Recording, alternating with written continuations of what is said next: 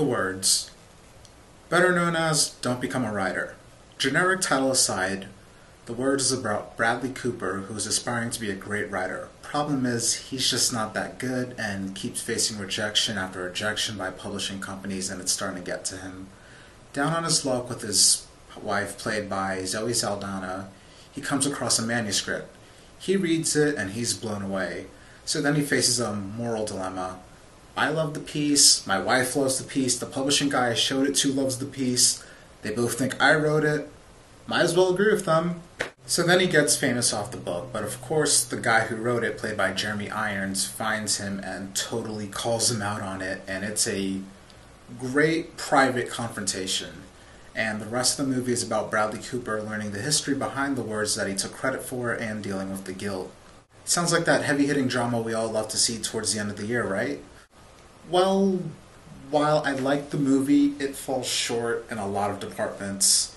You can tell that the people who put this together had their heart in it, but they just weren't able to engage you in the story the way they wanted to. And the filmmakers had some high ambitions. Like, this is really a story within a story within a story.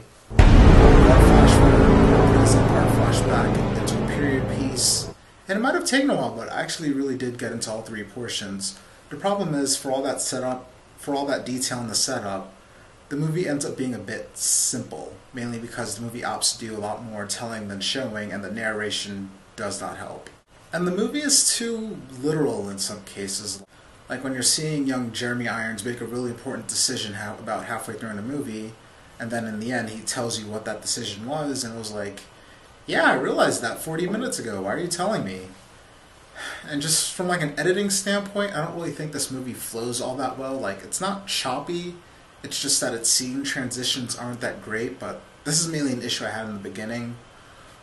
But I really do think that the critics are being too harsh on this. Like, I kind of felt for the story about Bradley Cooper getting to make this movie with his childhood friend, and then they've been trying to do this for so long.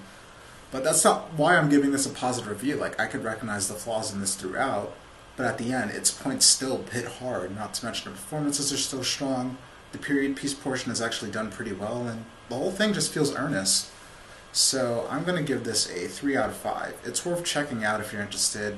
I would just advise you to lower your expectations just a bit. True story, I was about 2 minutes late going into the movie, and the scene was dark, so when I actually look in the theater, I can't see anything. It is like pitch black, so I just spent like about 2 minutes into the movie just fumbling in like a drunk person, trying to find a seat and really hoping that I didn't sit on anyone. And when I actually did finally find a seat, it was actually pretty close to someone that I just did not see. So yeah, that would have been bad if I did sit on them. Anyway, that's just a bit of my life.